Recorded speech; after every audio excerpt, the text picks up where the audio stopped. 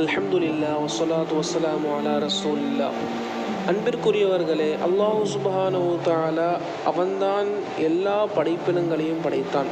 வானங்கள், பூமிகள், வானங்களில் உள்ள அனைத்து படைப்பினங்களையும், பூமியில் உள்ள அனைத்து படைப்பினங்களிலும், இன்னும் சொல்ல போனால் அல்லாஹ்வை தவிர எந்த வஸ்துக்கள் எல்லாம் இருக்கின்றதோ அது எல்லாத்தையும் அல்லாஹ் தான் படைத்தான். அல்லாஹ் சுப்ஹானஹு வ தஆலா ஒவ்வொரு படைப்பையும் ஒன்றை விட ஒன்றை சிறந்ததாக தான் படைச்சிருக்கிறான்.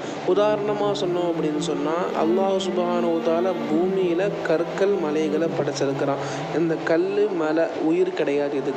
இதை விட சற்று சிறந்ததாக படைச்சிருக்கிறது தான் தாவரங்கள், செடிகள், கொடிகள். இந்த தாவரங்களுக்கு அல்லாஹ் தஆலா உயிரை கொடுத்துருக்கிறான். இந்த தாவரங்களை விட மிகவும் சிறந்த படைப்பு தான் விலங்கினங்கள். விலங்கினங்களுக்கு உயிர் இருக்குது, நடக்க முடியும், ஓட முடியும், உட்கார முடியும். இப்படி அல்லாஹ் சுப்ஹானஹு வ தஆலா ஒன்றை விட ஒன்றை சிறந்ததாக படைச்சிருக்கிறான்.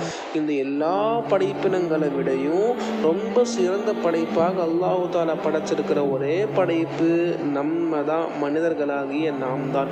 மனிதர்களாகிய நம்ம அல்லாஹ் சுப்ஹானஹு வ தஆலா மிக சிறந்த படைப்பாக, உயர்ந்த படைப்பாக படைச்சிருக்கிறான்.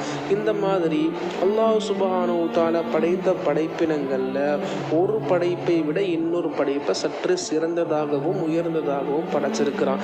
மனுஷர்களை எடுத்துக்கிட்டோன்னு சொன்னால், மனிதர்களையும் அல்லாஹ் சுப்ஹானஹு வ தஆலா சிலவற்றை விட சிறந்தவர்களாக படைச்சிருக்கிறான். மனிதர்களே சிறந்தவங்க யார்? நபிமார்கள். நபிமார்கள்லேயே சிறந்தவங்க யார்? உலுல் அஸ்ம் என்று சொல்லக்கூடிய 5 நபிமார்கள். இந்த 5 உலுல் அஸ்ம் நம்பியாக்களை விட மிகவும் சிறந்தவர்கள் தான் முஹம்மது முஸ்தபா ஸல்லல்லாஹு அலைஹி வஸல்லம் அவங்க.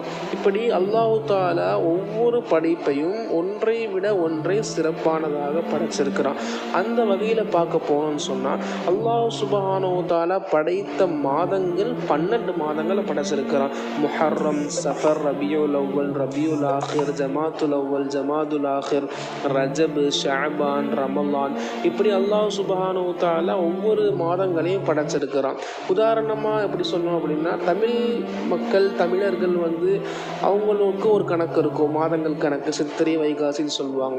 கிறிஸ்டியன்ஸ் எடுத்துக்கிட்டோம் அப்படின்னு சொன்னால் அவங்க ஜனவரி, பிப்ரவரி அப்படின்னு சொல்லிட்டு அவங்க ஒரு கணக்கு சொல்லுவாங்க.